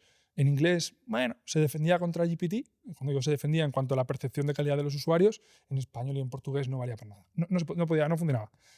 Con las últimas versiones, especialmente con 3.1, creo que fue cuando empezó a funcionar suficientemente bien en otros idiomas. ¿Qué piensas de iniciativas como ClickBrain, por ejemplo, ¿no? Que fue una iniciativa de lanzar una alternativa a OpenAI en español, ¿no? Donde el argumento precisamente era el idioma importa. ¿Vosotros estuvisteis involucrados ahí? ¿Lo habéis probado? ¿Tienes opinión al respecto? O sea, hablé mucho con Elena, que era la CEO en su líder. momento, y yo tenía siempre un poco la opinión encontrada en el sentido de que para mí me estaba funcionando suficientemente bien un GPT 3.5 out of the box en español con mis idiomas. De hecho, llegábamos en un momento en el que teníamos, y lo seguimos haciendo, pero teníamos pequeñas customizaciones de español de Argentina versus español de Colombia, etc. Entonces, para un caso de uso, y yo compro o sea, la idea vosotros en los prompts ya guiabais a la API que había por detrás, al modelo que había por detrás, para que hablara en argentino. En argentino, sí, en lugar de coche dijera carro, cosas de este estilo que es decir, oye, este usuario es argentino. Que desde el punto de vista del usuario es argentino, relevante, ¿no? Son totalmente. pequeños detalles que el usuario nota y hace la conversación más o menos natural. Y a nosotros nos funcionaba suficientemente bien, ¿no? Entonces siempre ha sido un poco mi contraargumento con Elena. Pero es cierto que los casos de uso que Elena targeteaba, temas más corporativos, había más capacidad de mejorar los modelos de base con los idiomas locales. Hacer modelos fundacionales, yo no sé, nunca ellos llegaron a intentar hacer modelos fundacionales de cero, era muy complicado desde el principio, ¿no? Eso siempre ha sido nuestra hipótesis de partida. Es, oye, bueno, y parece ser que cuesta bastantes miles de millones de euros. O sea, yo creo que ahora mismo es absurdo pensar en intentar entrar, salvo que tengas, no sé, un fondo saudí que te quiera meter varios billions y te quieras gastar millones en salarios o algo así. Es imposible, o sea, porque los training rounds de los foundational models, o sea, el otro día Elon Musk está hablando de clusters de 1 millón de H100 de las tarjetas gráficas. O sea, no sé si locos, pero es mucho.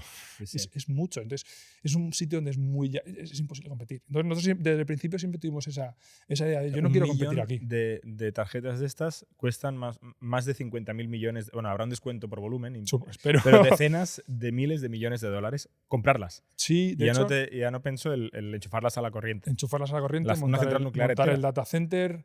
o Sí, sea, sí, aire acondicionado. todo el cableado que eso lleva, porque Sí, al final sí, el sí. cableado, de hecho, Cobre por un tubo. eso, ¿sabes? Es un, o sea, el otro día no sé quién lo decía. Lo escuché y me gustó mucho la idea, ¿no? Decía que este cuarto se le había salvado a Nvidia, se le había salvado a Elon Musk, porque nadie había conseguido montar clústeres por encima de las 25 o 30.000 gráficas y Elon Musk montó su clúster de 100.000 y hizo que todo el mundo que estaba esperando a la nueva generación de tarjetas gráficas para poder, si no montar 100.000 en paralelo, tener capacidad equivalente de 100.000, pero con la nueva versión, hicieran pedidos porque dice, ostras, se pueden montar clústeres de 100.000 y hoy en día Meta va detrás de eso, OpenAI con Microsoft lo están haciendo, entonces o sea, la escalada que tenemos de gasto ahí es una locura. Entonces pensar en hacer un foundational model a día de hoy me parece imposible. Y hubiera sido súper divertido. Yo siempre lo decía, cuando hacía el pitch al principio a los inversores, yo les decía, cuando entréis aquí, y al principio era mucho más difícil de defender, ¿no? Pero si entréis aquí, yo no voy a montar foundational models. Digo, y ojalá fuera Sam Altman y pudiera estar haciendo OpenAI, seguro que es súper divertido. Khosla Pero yo creo no que lo puedo hacer. invirtió precisamente en OpenAI. Sí. O sea, Vinod Khosla salió varias veces a Probablemente defender... tenga uno de los mayores write-ups de la historia de los fondos, sí, Sí. porque entró muy pronto. No, y él fue de los que salía a representar a Sam Altman cuando hubo ese drama de que le echaron, no le echaron y tal. Me acuerdo que él se posicionó mucho como inversor Sí. pro Sam Altman. Ahí nosotros, tengo una anécdota si quieres. Venga. Todas las que tengas. Yo durante el verano, yo escribo mucho, no publico mucho, pero escribo mucho porque me ayuda, porque se lo paso al equipo y yo durante el verano escribí un post que era We are not lazy, we play smart, que era para cuando empecé a own esta idea de sois un rapper que me cabraba mucho y decir, pues igual es verdad, pero Te jodió el verano pero este ¿por qué comentario, es verdad? ¿No? Y lo escribí, lo puse en un framework y tal. Y Javier Andrés me decía, joder Álvaro, públicalo. Y lo publiqué. Y lo publiqué en Medium, fue mi primer post en Medium. Y bueno, pues, justo lo leyó Vinod y convenció a Vinod de que la tesis era correcta. Y lo que hizo que Vinod quisiera invertir en Lucía fue ese insight que teníamos de decir, oye, no tiene sentido. Ahora es más fácil de decir, ¿no? Porque esta Character AI ya pues, también la han comprado.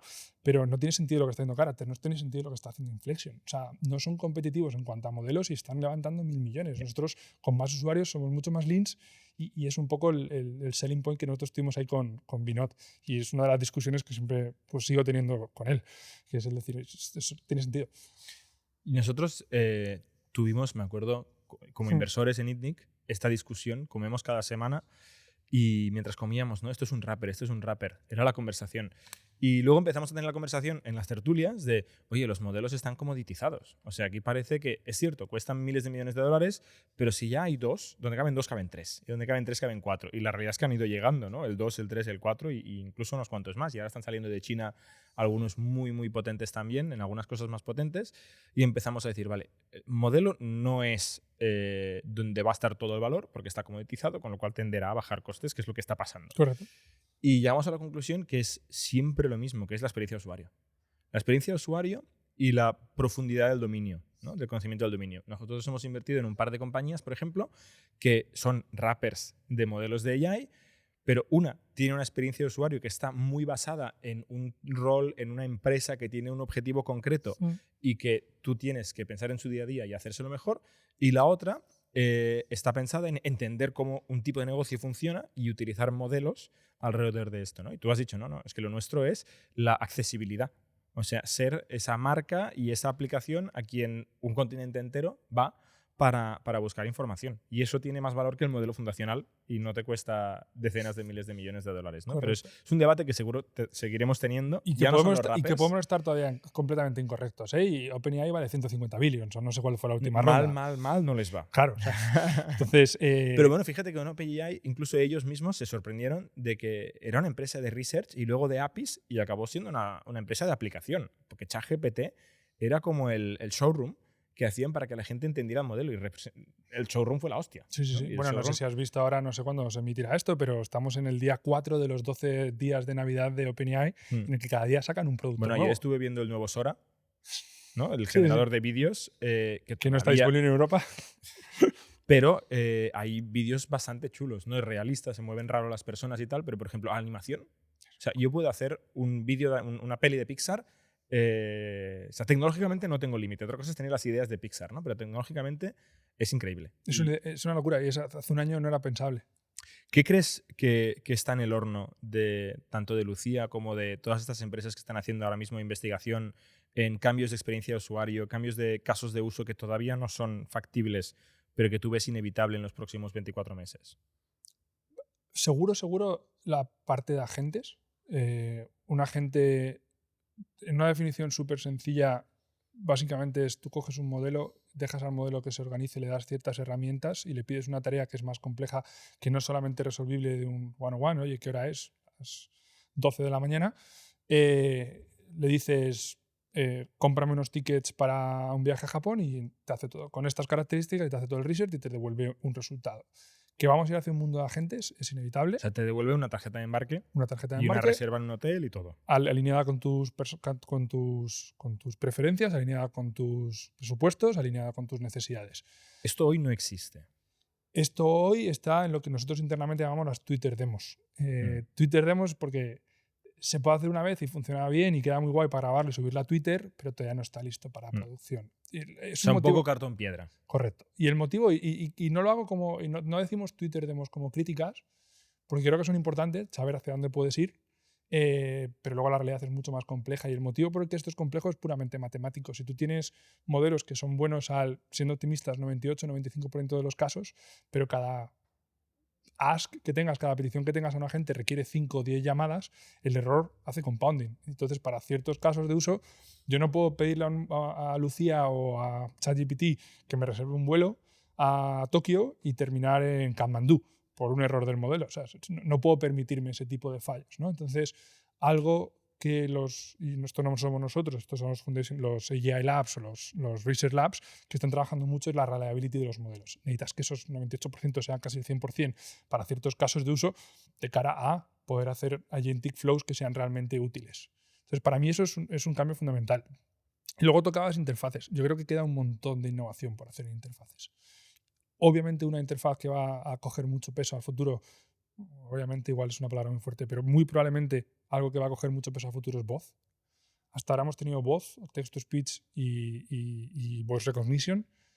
Según los modelos vayan de verdad siendo multimodales, y multimodal en este caso lo que significa es, porque hasta la versión anterior de GPT, si tú hablabas con GPT vía voz, lo que pasaba por detrás era que se transcribía a texto y el texto se pasaba al modelo y se contestaba y luego se transcribía otra vez a la voz. Y tardaba suficiente como para que te rompiera el flow.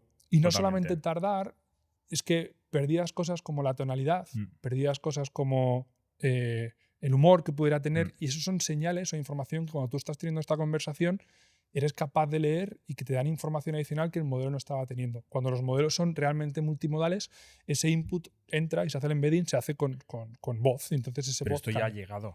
Esto está Sí. aquí. Yo hablo con ChatGPT el nuevo, el Advanced. El Advanced Mode, ese es el que hostia. mis hijos piensan que es Lucía y Este es la hostia. eso es una maravilla. A día de hoy no es escalable económicamente, Cuesta mucho. cuesta mucho. Con una estimación muy conservadora de lo que los usuarios incrementarían su uso de voz con Lucía si fuéramos a introducir esta funcionalidad, estaría por encima de 1 millón de euros al año. Para nosotros, fácil. Irá bajando, seguro, no me preocupa en Bueno, eso. Eventualmente llegaremos allí y lo podremos hacer, pero creo que esa modalidad, la modalidad de la voz, es una interfaz nueva que vamos a trabajar mucho y que los usuarios van a trabajar mucho, o que van a cambiar la forma que los usuarios trabajan. Luego cosas como Canvas, por ejemplo, que se presentó ayer Esto en, no sé qué en es. OpenAI. Canvas es la habilidad de tú estás hablando con ChatGPT o en el futuro con Lucía y a la derecha tienes una pantalla donde tienes básicamente un Google Doc. Entonces tú interaccionas con el chat. Un documento. Tú interaccionas con el chat y el Google Doc se va actualizando, o el documento se va actualizando con esa conversación. Entonces tú puedes hacer editing de documentos. Es una innovación en interfaz de usuario. El Copilot de Microsoft ya es un concepto más o menos así. Correcto, es otra interfaz. Cursor, que es una herramienta de desarrollo, es esto, ¿no? El Canvas es un proyecto de código. Correcto. Pero es lo mismo, tú trabajas con una. Pero llevado fuera del mundo del código, que es un caso Sí. de uso. Hablando al principio, no decíamos educación, es como el caso de uso inicial que sabemos que funciona relativamente bien. Para el uso profesional, el caso de uso inicial que ha funcionado bien y que ha cogido tracción, también porque hay incentivos de, oye, es lo que hago, yo lo arreglo. Es el programador. Es la de programador. Es que y esto es llevarlo para. Es la hostia. Ese es muy buen programador. ChatGPT o Claude o todos estos son muy buenos o sea, programadores. el benchmark este que hay de Coding Problems, benchmark es como tú evalúas los modelos para ver si son buenos o malos. Un examen que le haces al modelo. Y hay uno que se llama SWE, que es el de Software Engineer. Estamos creo que en el 60-70% de resolución de problemas. Que hace un año estábamos en el 20%. Que si dentro de un año estamos en el 90%, o sea, las implicaciones que eso tiene. O sea, nosotros, en un fin de semana que mis hijos estaban fuera, hablo mucho de ellos, en un fin de semana que mis hijos estaban fuera, usando Cursor, me monté la versión web de Lucía. Yo hace años que no escribo código, ¿sabes? Pero es que te ayuda, es que te lo hace, es que la hostia. es Yo el maravilloso. otro día, para jugar con Cursor, porque había escuchado tanto que quería probarlo con mis manos, yo soy programador que llevo años sin programar y en mi vida había hecho una aplicación de iOS, de Sí. iPhone, y nunca había tocado Swift. O sea, apenas sabía lo que era. Pues hice una aplicación sencillita, pero que funcionaba perfectamente, entendí todo lo que estaba pasando y no piqué ni una línea ni un carácter de código. Yo solo hablaba con el interfaz de chat, Sí, el que está a la derecha. con el que está ahí al lado. Y incluso yo aluciné digo, no, el hype es real. O sea, es muy buen programador. Me has hablado varias veces de inversores y tal, pero cuéntanos un poco, ¿cuál es la historia? Porque queda claro que gastáis bastante y de momento todavía no ingresáis porque vais a por los miles de millones de usuarios activos. ¿Cómo habéis financiado, Lucía? ¿Cómo lo fundáis? ¿Cuánto dinero metéis? ¿Quiénes sois? ¿Y quién habéis ido añadiendo de socios por el camino? Lucía lo fundamos 3 personas. Javier Andrés, que he hablado ya de él fue el fundador de Tiquetea, que lo vendió a Eventbrite. que lo vendió a Ahora Eventbrite, y conectamos es una todos los conexión cables. importante. Y con Carlos Pérez, que le vendió su empresa anterior a Javier Andrés y que era mi VP of Engineering dentro de Jopan Talent. Vale, o sea, estas son las conexiones. Estas son las conexiones, Vender sí. la empresa A y trabajar junto a ti en Correcto. otra empresa. Y así yo conozco a Javier Andrés a través de Carlos. Lo fundamos nosotros 3. ¿Qué estabais haciendo en el momento de fundar Lucía antes? Antes de Lucía, estábamos en Jopan Talent. Vale. Y luego ya Carlos y dejamos. tú en Jopan Carlos Talent. en Jopan Talent y Javier Andrés tiene una empresa de real estate que se llama Lumier. Vale. Vale. Carlos y yo lo dejamos y fundamos Lucía. Vale.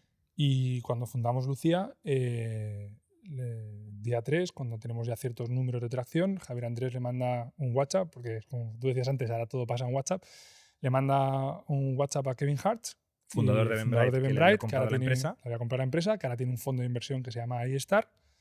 Le contamos un poco los números, saltamos a una llamada en la que me conocen, porque ya conocía también a Carlos y a Javier Andrés. Le contamos el proyecto, le contamos la visión y nos ofrece hacernos un pre-seed relativamente rápido. ¿Cuánto dinero pone? Safe.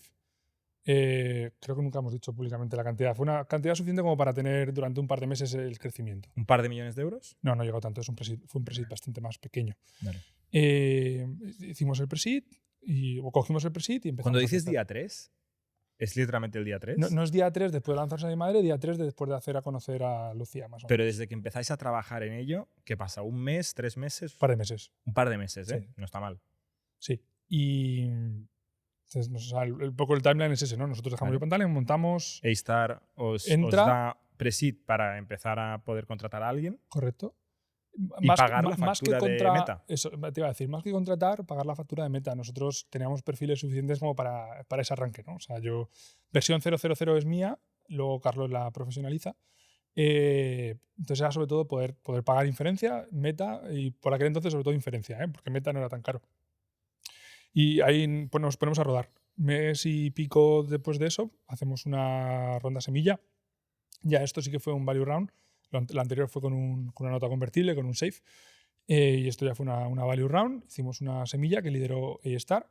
Literalmente. Vale, o sea, el mismo. Correcto. Dice, oye, esto va a algún lado, necesitáis más pasta. Sí, les dijimos, pues fuimos nosotros más quien iniciamos eso, le dijimos, dos opciones. Más pasta. Necesitamos más pasta, me pongo a hacer una ronda de financiación o me dais vosotros la financiación, negociamos el precio, la cerramos muy rápido, completamos la ronda con varios angels y un par de fondos más y seguimos creciendo. Seguíamos, sobre todo los angels eran españoles o estaban Esa en era España. una ronda muy valiente, ¿eh? Porque todo lo que explicas tú ahora del valor de Lucía es la marca y la atracción que tiene. La atracción la teníamos entonces, pero... Bueno, pero la teníais, o sea, es el también principio de la curva, ¿no? Sí, pero también para el momento en el que estábamos de IA fue una ronda a una valoración mucho más razonable que el resto de la industria de IA. ¿Vale? ¿De O sea, qué orden de magnitud estamos hablando? O sea, ¿qué ronda fue esa? Esa fue la ronda, la semilla, y fueron 3 millones en total, 2.800.000. A una valoración 20-30 millones. Por ahí, en esos rangos. Pero claro, por aquel entonces Mistral estaba levantando a 200 millones sobre el papel. O sea, Character.AI acaba de cerrar una ronda, o iba a cerrar la ronda al mes siguiente de 800 millones de valoración. Cuando nuestros usuarios de tracción, claro, lo que pasa, era valiente porque había esa apuesta de, o sea, nuestra apuesta era, los modelos fundacionales es lo importante, la de ellos era, perdón, los modelos fundacionales no son lo importante, los importantes es el consumer, la de ellos era los modelos fundacionales es importante. Y el mercado o el mundo valoraba más eso de lo que valoraba consumer. Por eso la disparidad. Entonces, sí, era arriesgada, pero por otro lado, para números Silicon Valley tampoco era una ronda excesiva ni loca. Seguimos creciendo. ¿Y vosotros sois una empresa española o americana? Somos una empresa con sede en Delaware y en España. Nosotros nos incorporamos en Estados Unidos porque los americanos quieren invertir en Delaware y inmediatamente después, o cuando lo conseguimos legalmente, nos incorporamos en España, que nos llevaron un par de meses conseguirlo, pero estamos incorporados en España y la actividad está a día de hoy, todo el mundo tenemos en España. Pero el dinero viene a Estados Unidos, El ¿no? dinero llega a los inversores, invierten en la matriz americana. Vale. Y entonces estamos un par de meses más, seguimos creciendo, lanzamos Brasil, demostramos que n igual a 1 no, n igual a 2, que sabemos hacerlo, y entonces salimos a buscar la Serie A. Sí, muy rápido, ¿no? Sí, 2 meses. Sí, hicimos finales de agosto cerramos la Serie A, que en este caso metimos a más fondos americanos y lideró la serie Khosla Ventures con Vinod. Que es uno de los VCs Top más 3, míticos sí. y históricos también por edad y por tiempo en el por mercado. Edad también. Yo me acuerdo de mi primera call con Vinod, que era Vinod Khosla fundó Sun Microsystems, ¿no? O sea, es un héroe de la computación y luego en el mundo del venture le ha ido muy bien. Y le funciona la cabeza a otra velocidad. Parece, o sea, yo me acuerdo, yo lo escucho, no le conozco, pero cuando veo una charla de Vinod Khosla, escucho. A mí no me suelo poner muy nervioso haciendo pitches ni hablando con nadie, pero Vinod por algún motivo, bueno, por algún motivo no sé por qué, pero impresiona. Y yo me acuerdo de estar bastante nervioso para la primera conversación. Fue muy bien, pero recuerdo estar nervioso. Os invirtió una Serie A. ¿Una Serie A? ¿De cuánto dinero? A la Serie A creo que hicimos, en total terminamos cerrando 8 millones, si no 8 recuerdo millones. Mal. Pero ahí ya empezaban a sonar las trompetas del riesgo Meta, de ostras, que Meta va a sacar algo, y eso nos complicó un poco la ronda y complicó los siguientes pasos. En enero decidimos, como hemos hablado antes, migrar a la app. La habíamos empezado a preparar antes, la teníamos lista, hacemos la migración y una vez que hemos probado que la migración va bien y que somos capaces de recuperar a los usuarios después de seasonality, porque el verano en Latinoamérica nos caen los DIUs mucho, pues salimos a buscar una serie, en este caso terminamos llamándolo una A1, que lideró Monasis, un fondo brasileño. Queríamos tener más presencia en la TAM y buscamos financiación de Latinoamérica. Entonces cerramos con Carlo, con Monasis, que también están ahora en ¿Cuánto? el board. Eso fueron 19 millones en total. 19, o sea, en total unos 30 millones de dólares. Correcto. ¿Queda dinero de banco? Sí. Desde nuestra salida de WhatsApp y las optimizaciones que hemos tenido, que ahora estamos de vuelta, pero es gratis, y las optimizaciones que hemos hecho, el runway no es un problema. No es un problema, pero por el modelo de negocio existente lo va a ser. Con lo cual, levantar capital sigue siendo una prioridad importante para Lucía. Aunque no sea urgente, es importante. Creo que es importante y creo que hay ciertos milestones que nosotros tenemos que resolver antes. Pero vais a levantar más rondas. Levantaremos. Es bastante inevitable que Lucía tenga que levantar más rondas. Sí, o sea, veo difícil que la siguiente... no hagamos más rondas y sea porque seamos profitable y tal. No creo que sea la ruta que sigamos. Vale. Algo raro habría cambiado. ¿Y los 3 fundadores, cómo os repartís los roles? Javier Andrés hizo sobre todo al principio toda la parte de marketing, fue el que pensó pues, la estrategia de PR, el que nos ayudó con la parte de conexiones, y Carlos era la parte más técnica. Él es ingeniero, yo también, pero él ha seguido siendo ingeniero, yo me fui a consultoría y él es el que llevaba la parte más técnica. Y tú eres el CEO. Y yo soy el CEO. No lo has dicho, pero... Sí, pero lo dijiste en la introducción tú. A día de hoy los dos se salieron de la empresa en enero, marzo de este año empezamos las conversaciones. 2024. 2024. Javi Andrés sigue en el board de la empresa y Carlos no, pero bueno, seguimos teniendo buena relación y estoy yo ahora solo en la empresa como founder. ¿Cuánta gente sois? 28. 29 lunes, pero sí. Muy bien. Pues, oye Álvaro, muchísimas gracias por contarnos la historia de Lucía y aprender un poquito más de ese ecosistema que es una locura de complejo y de cambiante de la inteligencia artificial. Vamos a seguiros la pista y muchísimas gracias. Hasta la semana que viene. Gracias a ti, Jordi. Adiós.